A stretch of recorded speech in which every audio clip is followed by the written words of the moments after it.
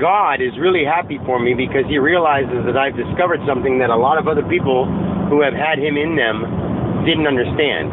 That I can learn to control how he comes through me. Doesn't mean that he can't still communicate with me, because he can, he will, always. He's me. But I can learn to control it in a way where other people didn't. Like when you first get overwhelmed with the frequency of God, and you understand what it really is, you call it a Holy Spirit, you call it whatever.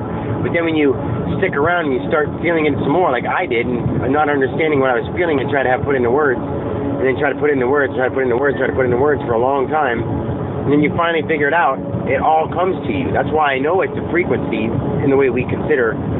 That's at least what we could consider a frequency, like, but add spirit and add physical and add muscle mass and add every form that we have given things to a frequency, and that's what it is. That's what God is.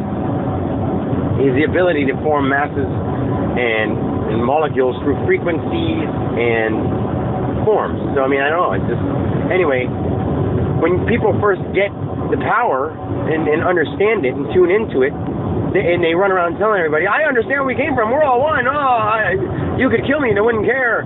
People end up killing them and then they don't care and they get defensive. Like I almost got defensive talking to Bob today because God was talking to me and God got defensive.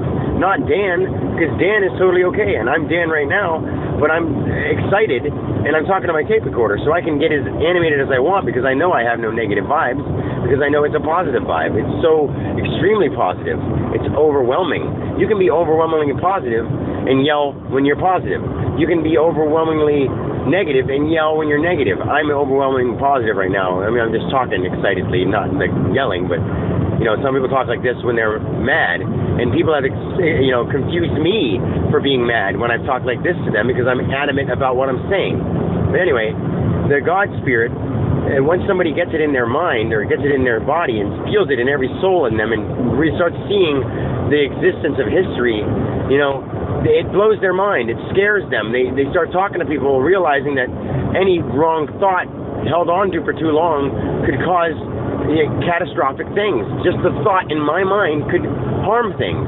And I know that sounds ridiculous to somebody who hasn't increased their brain power, but if you can come up with the theory of existence from the beginning of time and keep creating it, then tell me what all these things are. And if you aren't proven right, if you need proof by saying who sang this song and sing some words, or who invented this item, and I don't know, it's because I allow willpower. I allow free will to each individual particle of dust, not each individual person.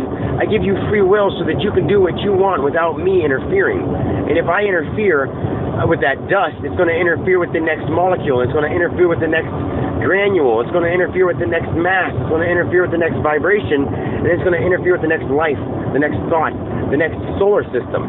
That's the butterfly effect theory. But it's just that free will contained in that one piece of dust.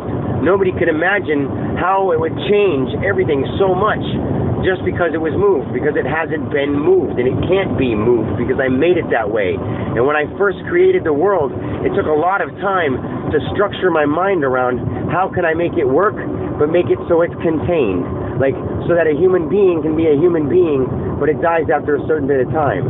And since I created the first few things, like the planets and the suns and the stars, I can say they'll last forever because I understand me. And then I started giving people individual souls that could think and process things and free will. And now people would even think I want to destroy the sun. Just thinking that could do it. But since I'm saying it to tell it to you in theoretical teachings, I can say it without bothering anything. But me saying it to you and you hearing it could cause a negative thought. Unless you can say, do me a favor, if you heard me just say I could blow up the sun, follow it with the words, but I accept that and it's okay, so that the God inside of you understands what I'm talking about and knows that it's okay to think any thought without making it happen. Teach that to your kids so that every reflection of me with the operating brain knows the way that it can stop a bad thought from happening is to say that I accept that, but I choose not to make it real.